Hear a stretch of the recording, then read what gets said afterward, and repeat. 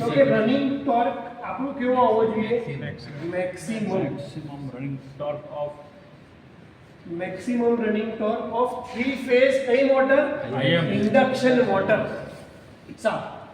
કોઈ પણ કન્ડિશન જો તમારે મેક્સિમમ જોતી હોય તો શું કરવું પડે? ડેરિવેટિવ કરવું પડે. કોનું? તો કે જે ઇક્વેશનનું તમારે મેક્સિમમ કરવું છે એનું. આપણે running condition of torque maximum કરવી છે.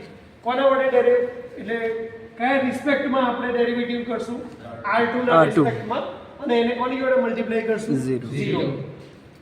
આપણી ઇક્વેશન આ છે, આમાં પણ સેમ આપણને શું મળે છે? u/v વાળું ફોર્મ મળે છે. એટલે એનું ડેરિવેટિવ કરવું હોય તો v as it is derivative of u minus u as it is derivative of v divided by v square. અને એને કોની સાથે કમ્પેર કરવાનું? ઇક્વલ ટુ 0 સાથે. એટલે પહેલા આપણે v term as it is લખીએ. v માં શું આવે છે? તો કે r2 નો સ્ક્વેર વત્તા sx2 નો સ્ક્વેર. તો v as it is હવે ડેરિવેટિવ ઓફ u કરી લઈએ તો r2 રિસ્પેક્ટમાં r2 એટલે શું થઈ જશે? 1. બાકીની બધી ટર્મ કેવી આવશે? as it is. એટલે કઈ ટર્મ? તો કે k 5s અને e2 માઈનસ શું કરીશ? તો કે u as it is. તો u માં શું આવે છે?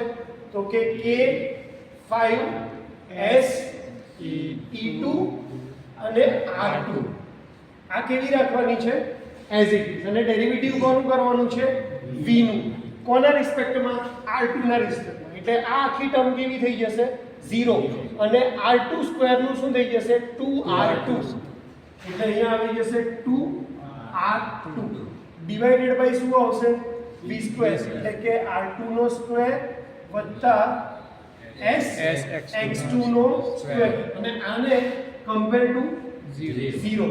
આ ટર્મ સીધી અહીંયા 0 થઈ જશે. એટલે આપણે લખશું r2 નો સ્ક્વેર વત્તા sx2 નો square multiply by k 5s e2 minus k 5s e2 r2 multiply by 2r2 equal to 0. માઈનસ ટર્મને આ બાજુ લઈ જઈએ તો અહીંયા રહેશે r2 નો સ્ક્વેર વત્તા sx2 નો square multiply by k times 5s e2 equal to ફરીથી અહીંયા k 5s e2 ને હું અલગ કરી લઉં છું અને r2 ને કોને વડે મલ્ટીપ્લાય કરી દઉં છું અહીંયા. એટલે આ શું થઈ જશે? 2r2 સ્ક્વેર ઇક્વલ ટુ શું થશે?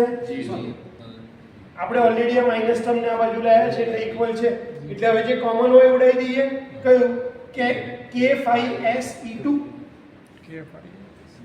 એટલે હવે આપણી ઇક્વેશન શું રહેશે? તો કે r2 નો સ્ક્વેર વત્તા sx2 નો સ્ક્વેર ઇક્વલ ટુ 2r2 નો સ્ક્વેર. sx2 નો સ્ક્વેર as it is રાખીએ અને આ ટર્મને માઈનસ કરીએ તો 2r2 માંથી એક r2 બાદ જાય તો કેટલા બચે? r2 નો સ્ક્વેર. બંને જગ્યાએથી સ્ક્વેર કાઢી નાખીએ તો slip time x2 equal to શું થશે? r2. અને આ શું થશે? કન્ડિશન. કોના માટે? રનિંગ ટોર્ક મેક્સિમમ મળે એના માટે.